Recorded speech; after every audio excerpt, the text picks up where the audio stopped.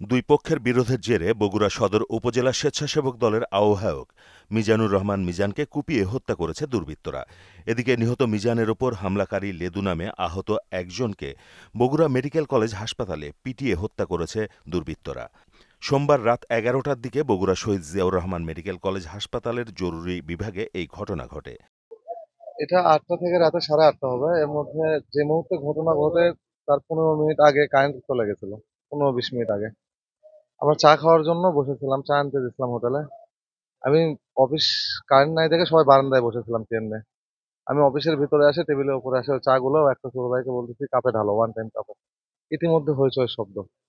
বাইরের দিকে যাইতে নিতে একজন হাসাতে আমার খুব বিরক্ত হলো, তখন আমি ভিতরেই থেকে যাই।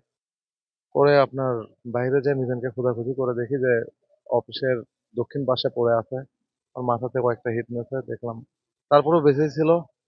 সিএনজির মধ্যে করে আনতে নিয়ে মানে অতিরিক্ত ব্লিডিং হচ্ছিল। পরে সিএনজির মধ্যে আনতে নিয়ে সেই জায়গাতেই দেখি ওর লড়াচড়া বন্ধ হয়ে গেছে বা নিস্তেজ হয়ে গেছে। এখানে আনার পর বলতেছে মারা গেছে। এটা আপনার পূর্ব থেকেই পূর্ব শত্রুতার জের। ওরা এর আগেও মারছিল 18 সালে। সনেও মার্ডার হয়েছিল এমআরে। মুখ দেখতে পারিনি ভাই, আমি তার মধ্যে রুমের মধ্যে ছিলাম, এটা বারান্দায় ঘটছে। কিন্তু বিপুল রায়। হ্যাঁ, বিপুল রায়। আমি পরে শুনলাম যে 5টা হুন্ডা গেছিল, তো 5টা হুন্ডাতে 3 জন করে হলে হয়তো সর্বোচ্চ 15 জন হবে। ওখানে ওখানে মনে হয় আমি শব্দ শুনতে, ওটা এখন ককটেলের না গুলির, আমি তো রুমের মধ্যে।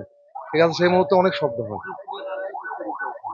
ও আগে যুবদল করতো, কিন্তু আপনার যখন আওয়ামী লীগের সাথে ওর চলাফেরা বা সবার সাথে চলাফেরা, ওর চলাফেরা খারাপ দেখে দল থেকে ওকে বহিষ্কার করছে।